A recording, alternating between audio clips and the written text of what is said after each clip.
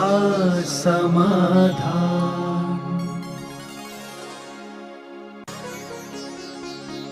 नमोस्तु गुरुदेव। आजकल जो जीन्स पैंट का परिवेश चल रहा है उससे हमारे धार्मिक जीवन में और व्यवहारिक जीवन में क्या नुकसान है? युग के अनुसार हर व्यक्ति क्या है कि कुछ नया चाहता है।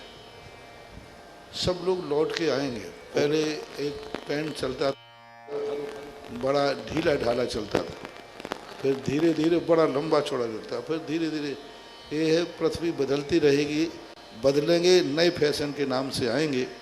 पहले फटा हुआ कपड़ा अच्छा नहीं मानते थे, आज आप लोग जीन्स चला करके फटी हुई पहनते और उसको फाड़ते भी हैं। तो एक फैशन का रूप बन रहा है। नुकसान तो इससे बहुत सारे हैं। जितना टाइट कपड़ा व्यक्ति पहनता है उसको नियम से कुछ समय धीरे धीरे करके उसकी नसों का ब्लड संचार कम होगा, और यदि वो 25 साल तक जीन्स पहनता रहा तो बुढ़ापे में उसके पैरों की शक्ति खत्म हो जाएगी और धीरे धीरे उसके पैरों में कंपन चालू हो जाएगा, क्योंकि जीन्स वो कहीं ना कहीं से टाइट करता है। तो ये 25-30 साल के बाद उसको महसूस होगा कि मैंने गलती की। अभी एक नई फैशन चल रही है मोबाइल हाथ में लेने की, एक फैशन चल रहा है।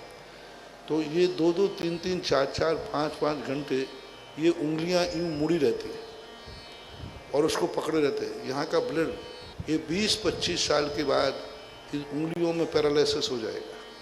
ये उंगलियाँ उनकी टेढ़ी की टेढ़ी रह जाएंगी। यहाँ का ब्लड संचार खत्म हो जाएगा, क्योंकि मोबाइल को यूँ पकड़े रहते हैं। फैशन है, आज के बच्चियाँ सब हाथ में लेने की एक फैशन बन गई और पता नहीं चलता, घंटों यूँ पकड़े रहते हैं।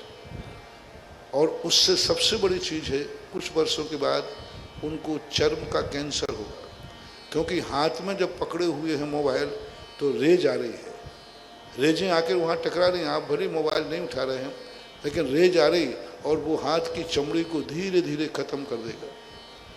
जेब में रखेंगे, बीच में कपड़ा है, कपड़ा होने के नाते वो चर्म से कम संबंध रहेगा। लेकिन आजकल फैशन है, फैशन वाला व्यक्ति क्या है, समझाने से नहीं सुधरेगा, ठोकर खा के सुधरेगा। और विज्ञान की जब ठोकर लगती है व्यक्ति को, तब वो सोचता है कि इसका साइड इफेक्ट क्या है। नमोस्तु गुरुदेव। समेध शिखर से 20 तीर्थंकर मोक्ष गए हैं, तो उनके शरीर के अनुसार उनके चरण क्यों नहीं है? शरीर के अनुसार चरणों का इसलिए नहीं है क्योंकि उनके चरण नीचे आते ही नहीं है, और धीरे धीरे काल की चपेट में चरणों में परिवर्तन आता रहा। वह चरण नहीं है जो उनके भगवान के समय सौधर मंद ने रत्न से उत्कीर्ण किए थे।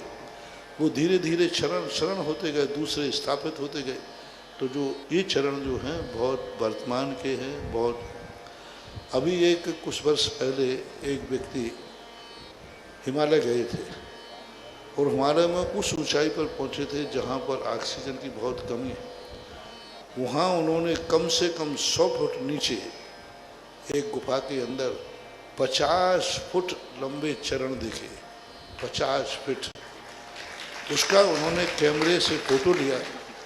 बताते हैं कि वो आदिनाथ का निर्माण स्थली रही है। 200 फुट ऊपर से 50 फुट के दिख रहे थे, यदि नीचे से जाके देखेंगे तो पता नहीं कितने ऊंचे होंगे।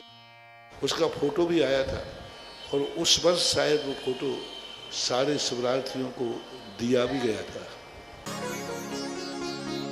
नमोस्तु गुरुदेव। वनवास के दौरान रामचंद्र जी ने संयम और क्षमा क्यों नहीं धारण की, जिससे इतने बड़े युद्ध की आवश्यकता पड़ी? वहाँ सवाल रावण के संबंध में नहीं था, एक नारी की रक्षा का सवाल था, एक नारी के धर्म की रक्षा का सवाल था। उन्होंने तो कहा था कि यदि वह विदेही को सकुशल लौटा दे तो हमारा कोई उससे बैर नहीं है। उन्होंने रावण से युद्ध नहीं लिया, उन्होंने अन्याय का नाश किया और सत्यवान की रक्षा की। वहाँ वो राजा थे और राजा होने के नाते यदि वो दंड व्यवस्था नहीं करते तो उनकी क्षत्रियता कलंकित होती। मजिस्ट्रेट यदि ये कहे कि मैं फांसी नहीं लिखूंगा तो वो कानून का अपमान है, ठीक है, कितना भी बड़ा हो। वो कहे कि मैं किसी के प्राण नहीं लूँगा और मजिस्ट्रेट पद पर है तो वो मजिस्ट्रेट भी अपराधी की कोटि में आएगा। यदि वो मजिस्ट्रेट है तो उसे अपराधी को दंड देना ही पड़ेगा।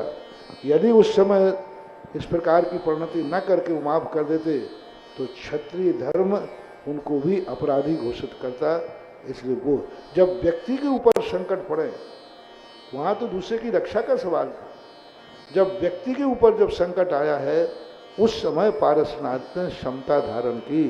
आप तो यही मानिए कि वहाँ रामचंद्र जी ने युद्ध नहीं लड़े, उन्होंने तो एक नारी की रक्षा की है, धर्म की रक्षा की है, अन्याय का नाश किया है। जब मंदोदरी ने ये आरोप लगाया था कि मैंने सुना था कि आप मर्यादा पुरुषोत्तम हैं और आपने एक भाई को गले लगा लिया और एक का आपने गला उतार दिया, ऐसा पक्षपात क्यों किया? तब श्री राम ने कहा कि नहीं, मैंने किसी को ना गले लगाया है ना गले उतारा है, धर्म को गले लगाया है और अधर्मी का गला उतारा है। मैंने अधर्म का नाश किया है।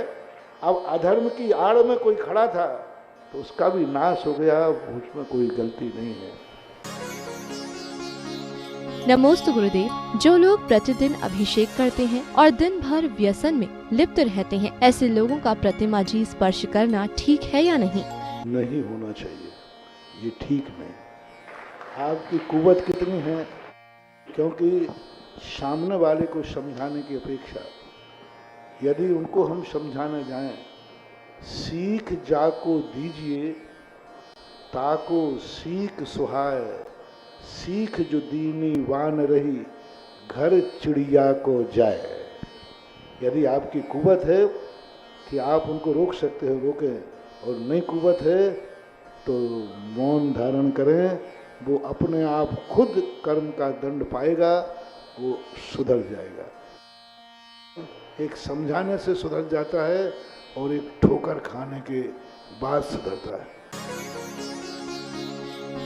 नमोस्तु गुरुदेव। घातिया और अघातिया कर्म किसे कहते हैं?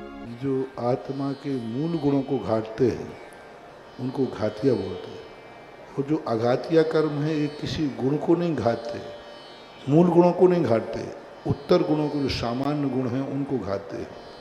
तो जो हमारा ज्ञान, दर्शन, सुख और अनंत वीर्य शक्ति होती है, उसको जो घात करते हैं उसको बोलते हैं घातिया। और अघातिया कर्म जो हैं वे मूल गुणों का घात नहीं करते, साइड से। और घातिया कर्मों के अभाव होने पर अघातिया कर्म जली हुई रस्सी के समान, रस्सी तो है लेकिन वो जली हुई है। तो अघातिया कर्म जो हैं अपने कर्म के उदय में वो फल देते हैं, और अघातिया कर्म जो हैं गुण को पूर्णता ढाकते हैं, इसलिए उनको घातिया कर्म बोलते हैं। नमोस्तु गुरुदेव। कुंडलपुर के बड़े बाबा की जाप का भावार्थ क्या है और ये जाप क्यों करते हैं? ये जो बीजाक्षर हैं ओम ह्रीम श्रीम क्लीम एम, ये अपने आप में क्लीम एक कल्याणकारी अक्षर है। क्लीम एक लक्ष्मी का स्वरूप है, और ये क्लीम जो है और जो एम शब्द होता है ये वाणी सिद्धदायक होता है। इसलिए उसके जो बीजाक्षर हैं आप लोगों के लिए विशेष रूप से कृपा। और बड़े बाबा एक नाम संज्ञा है, आदिनाथ कह दो, बड़े बाबा कह दो, ये नाम संज्ञाएं कहलाते हैं। नाम संज्ञाओं को यथावत स्वीकार कर लिया जाता है।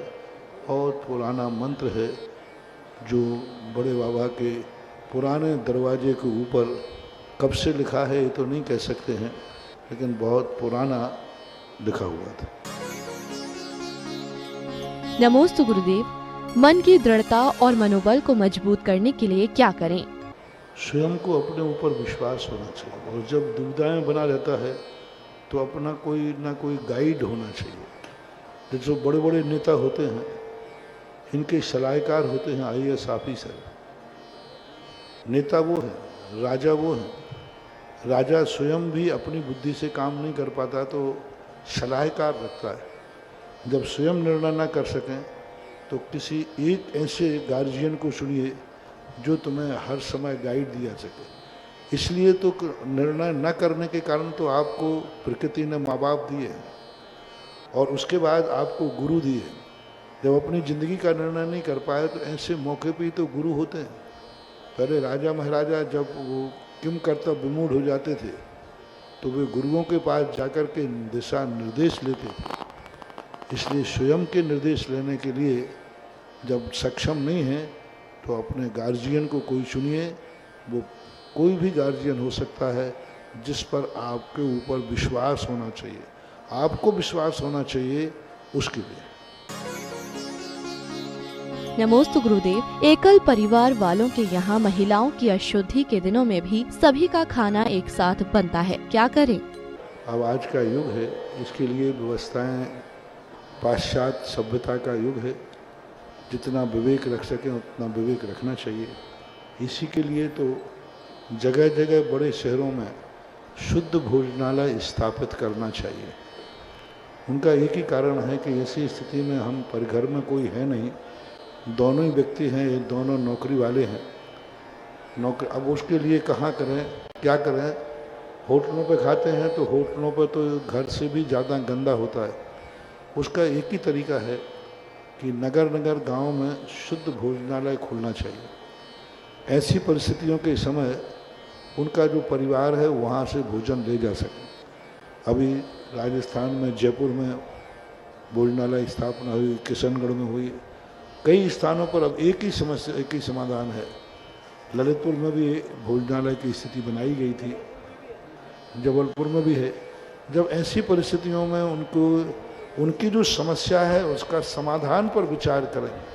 हम समस्या तो बता देते हैं लेकिन समाधान नहीं कर पाते। तो आज हमें उसका समाधान यही है कि जगह जगह शुद्ध भोजनालय खोले जाएं और कहा जाए जिस समय आपके घर में महिलाएं भोजन बनाने वाली नहीं हैं या उस समय उनका अशुद्ध स्वरूप है तो उस समय वो भोजन वहाँ से प्राप्त कर सकें। नमोस्तु गुरुदेव। दशलक्षण व्रतों में लोग रोजाना मंदिर जाते हैं, उसके बाद नहीं। ऐसा क्या करें कि लोग रोजाना मंदिर जाएं?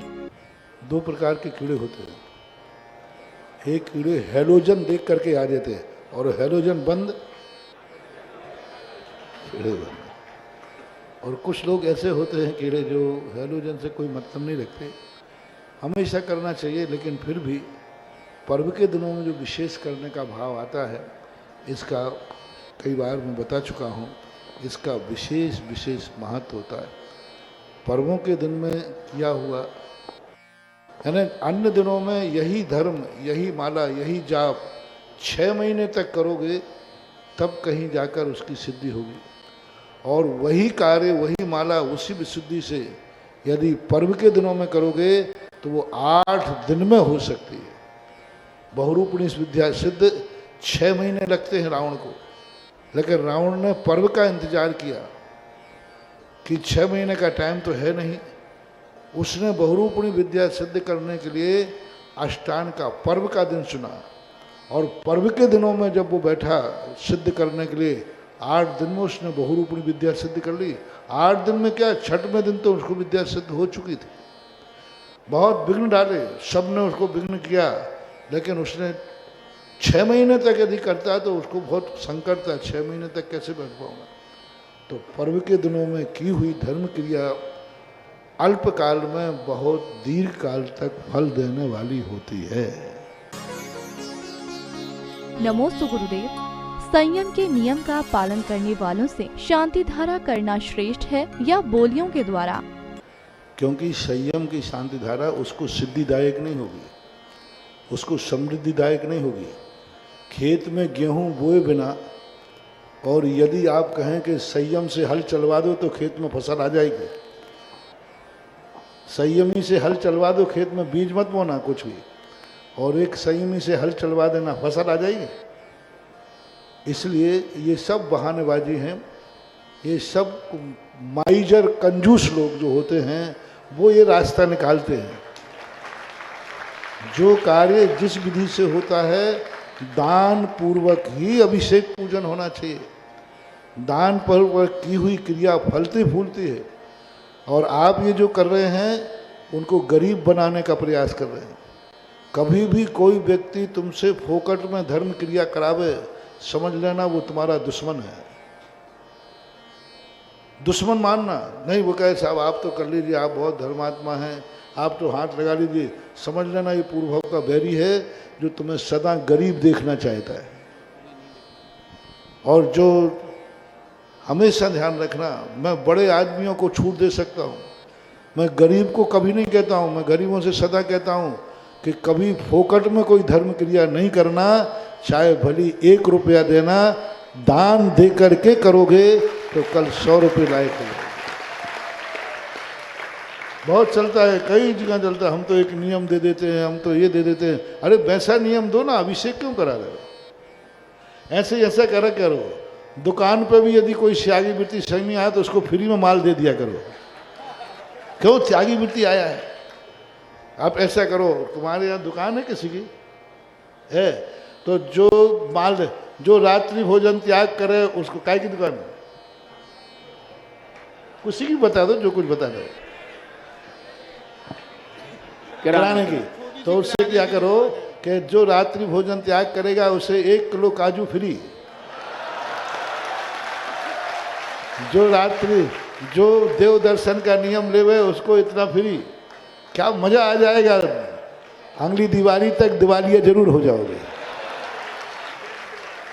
ये परंपराएं ठीक नहीं हैं। कुछ साधु, कुछ त्यागी वृत्ति इसको दूसरा रूप लेते हैं। जो कार्य जिस विधि से होता है उसी विधि से करना चाहिए। जो कई लोग कहते हैं सर, कई लोग कहते हैं इस कमरे में 2 लाख रुपया रखना है। कमेटी वाले कहते हैं नहीं आप तो 1.5 लाख दे दो चल जाएगा। वो 1.5 लाख नहीं कर रहा है, तुम्हारे 1.5 लाख को पानी फिरा करके गरीब बना रहा है। तो ये जो फोकट में कार्य कराने वाले, इनको अपना दुश्मन मानना, जरूर ये मेरा बैरी है तभी ये मुझे नियम दे करके या निःशुल्क करा रहा है, ऐसा कभी नहीं करना चाहिए।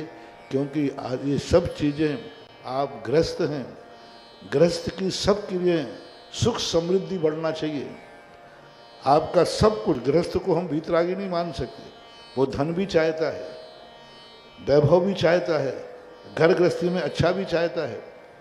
ऐसे करने वाले लोगों को आप देखना जिंदगी में कभी समृद्ध नहीं होंगे, बस खाते पीते बने रहेंगे।